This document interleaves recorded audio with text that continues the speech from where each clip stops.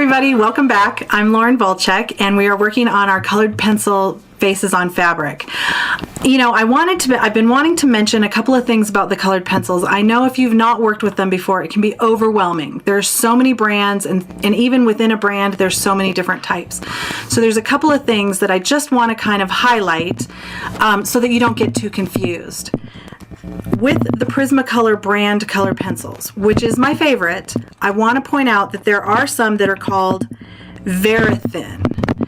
And the Verithin pencils have a very hard lead. They're a wonderful colored pencil, and they keep a really nice point, but they're not great for fabric. They tend not to release that pigment as gently as the standard ones. So I just wanted to point that out because I know it can be kind of overwhelming.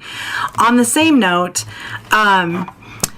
you know, I don't really want to knock any brand, but there is a brand out there called Rose Art that looks wonderful. The colored pencils look like they're going to have a lot of pigment in the core, and the price is really, really inexpensive.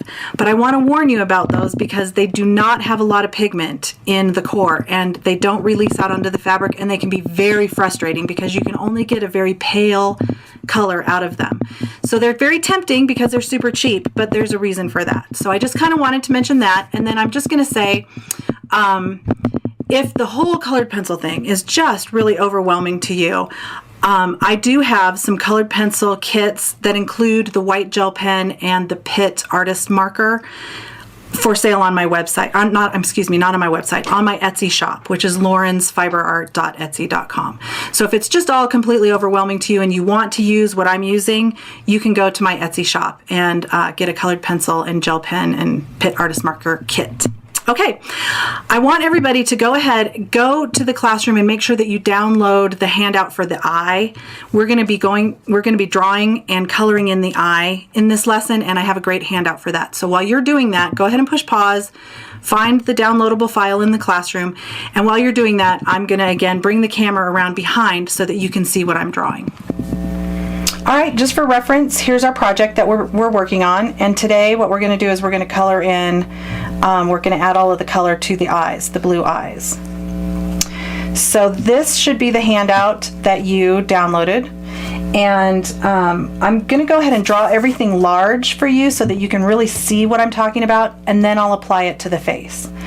So when I think of an eye, the actual outline of an eye, it's hard to, I don't know, it just seems like a lot of information. I'm going to give you a bunch of information to hopefully make drawing it a bit easier.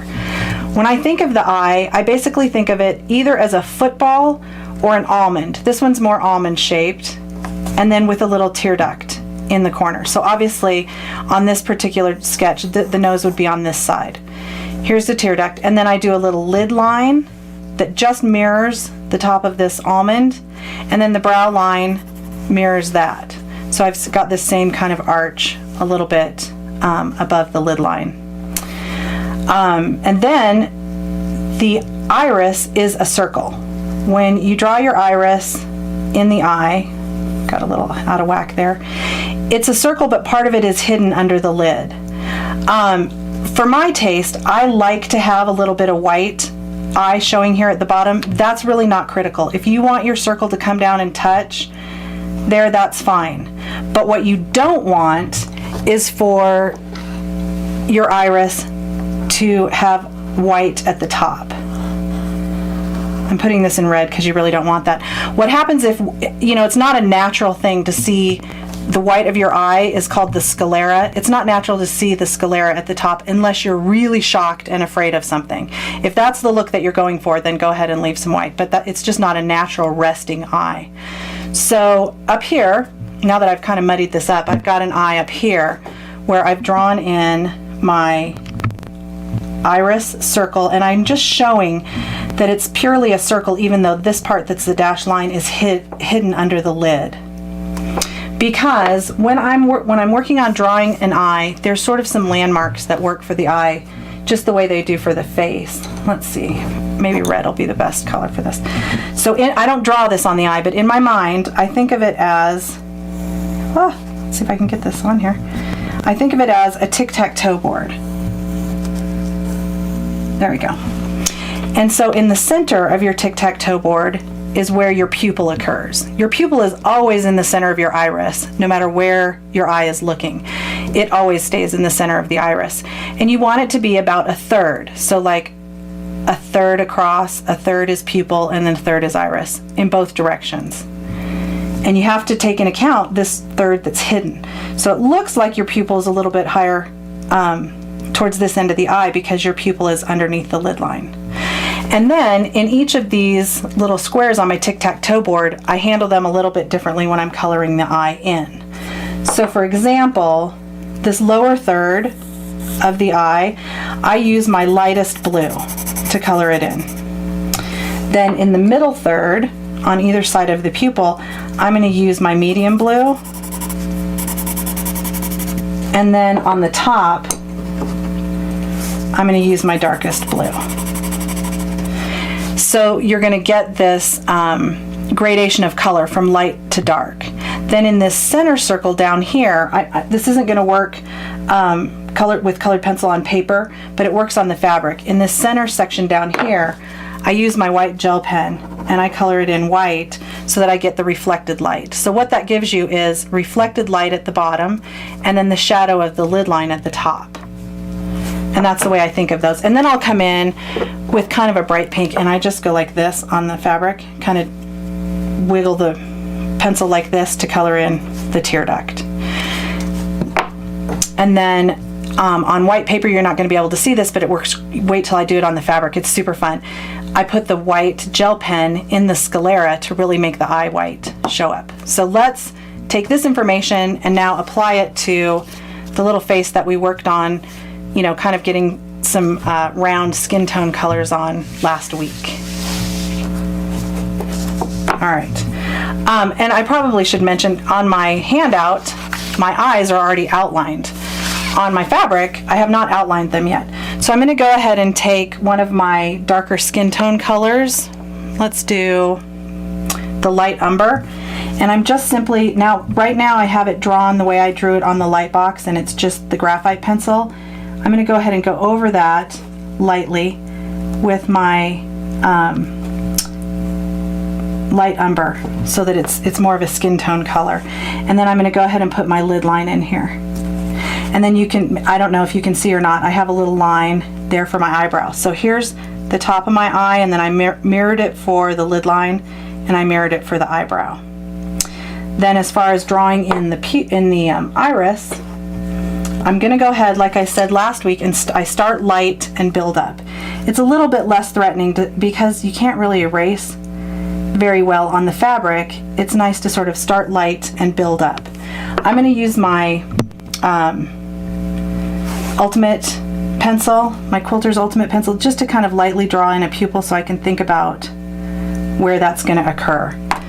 And then I will put my lighter blue towards the bottom of the eye, and then my medium blue in the middle, and my darkest blue right under the lid. And you can sort of begin to see how that's the iris is starting to take shape. Now I'm going to go ahead and take my darkest blue. I want to blow it off rather than push it because it'll make a little line, and outline this iris just to really give it some dimension. Some people on their iris, they really actually have a really nice outline like that on their eye, and it really, I think, is quite beautiful. I'm going to use my little blending tool that we used last time, and I'm going to fold away from the skin tone because I don't want it to muddy my blue color in the iris. And I'm just going to go ahead and give this kind of a gentle blending. It's blending out a little bit of the color, so I'm going to come back in, I think, with my medium just to give it a little bit more punch, and then my dark up here. Okay, now I'm going to go ahead and draw in the pupil because right now you're just sort of seeing the iris in its gradations, and it helps to know where that pupil is going to be located. So with my black, I just start with a dot and then I make it a little bit larger till I've hit, you know, about that third. Now I'm very right eye dominant, so sometimes I will skew things. It looks like it's round to me, but just to do a double check to make sure that my pupil is centered, if I turn it upside down, I can usually tell like that now I can really see that my pupil is a lot further to the left, and I can fill it in a little bit more on this side. And that's just kind of a trick. If you have one eye that's much more dominant than the other, if you flip it upside down, then you can usually tell if things are centered or not. Okay. And then, like I said, in this bottom little section, let me make sure my gel pen is writing. I'm going to put a little bit of white gel pen down here. And the thing about gel pen is you can put it on the fabric, it sort of soaks in a little bit, and then if you wait for it to dry and do another application, then the white really shows up a lot better. So that gives a little bit of the reflected light. So we've got our blues going on, and they're nice and dark up at the top. There's one color, no matter what eye color I'm doing, that I do right underneath the lid line, and it's called indigo blue because it creates this really dark, great shadow of the lid. So I'll go ahead and put that in. And then, like I mentioned earlier, when we color in the white of the eye, it really makes it pop. Let's see. We'll put a little, like I said, a little gel pen, and then you kind of want it to rest for a little bit so that it dries, and then you can put a second application on and it's really white. So while it's drying, I'm going to grab my pink. This is just literally pink. Put it in that tear duct and give it a little wiggle, and that's just enough to get a little pink in your tear duct. And while I was doing that, the gel pen should have dried. So let's put a little more on here and see how much whiter it is the second time you put it on. It really looks great on that skin tone fabric. It makes, you know, the eye look like your fabric underneath is white. And sometimes after you do the gel pen, you can come back in. Let me find my dark blue. This is ultramarine. You can come back in and clean up that edge if you want. You know, if the gel pen sort of bled into the blue a little bit like it did on mine. All right, so that's all of the color for the iris and the sclera and the tear duct. It's kind of nice to come in with the skin tone colors that you had from last week and put a little dimension in the top of the eye. So I'm going to come in with my peach and just sort of define this lid line. I had a little color of something there. Define this lid line and come in and make it a little bit darker. Whenever you're doing a darker color, do it within the lighter color that you started with. Okay, and then find my dark umber, which is the darkest. So then this will make the darkest shadow. And I'll sort of line that all the way across. And now you can sort of begin to see how this this part of the eyelid is having some shadow. I'm just going to put a little bit of my light peach in there for some skin tone color. Now in the center of your eyelid up here, I like to put a little white, because that part of the eye actually comes forward and I like it to have a little bit of highlight. I like to come underneath the eye and do a little bit of highlight, and I like to do it on the forehead. And if that is kind of looking scratchy to you, you can get your blender. Make sure you have a clean folded end for blending your white, and this will soften it in. Sometimes I also like to come underneath this underneath eyelid and just give it a little bit more, kind of almost like an eyeliner, just to really define that and the upper edge. You know, bring that really back in. You can do that with your dark umber or even with your indigo blue. Do it nice and dark. Now I like to have a little bit of dimension to the eyebrow rather than just a line across. So I'm going to give a couple little hairs on the, you know, towards the nose, and then I'll kind of fade it out to just a line so that the brow looks fuller in the middle, and then it kind of comes out. And you can do, let's see, what I used for that was my sienna brown, but you can throw in another brown. Like I said with the cheeks, when you layer light colors, it gives a little bit of dimension. So that's really all I do for the eyebrow. I kind of want to come in and define my lid line a little bit darker. So it feels like I'm losing that a little bit right in here. Okay, so I've done one side, then you would go over, flip over and do the other side. And then you kind of can evaluate it, and if you think you want your eye white a little bit whiter, Then come back in with your gel pen. You can do any eyeshadow, fun eyeshadow colors if you want. I'm just trying to think. Oh, one thing that I usually do not do is individual eyelashes. If you want individual eyelashes, there's nothing wrong with that. But as I look at somebody's face across from me, I don't usually see individual eyelashes that stroke all the way up to the eyebrow. So I usually just kind of do that. I infer the eyelashes by, you know, just kind of giving a little bit of darkness up here. Okay, so that pretty much covers the eye. And next week we'll be working on the nose and the mouth, and then making sure that all of our highlights and shadows all work together. So next week, make sure you've got your little pieces of paper with your face done with the eyes, and then all of your supplies, and we'll work from there.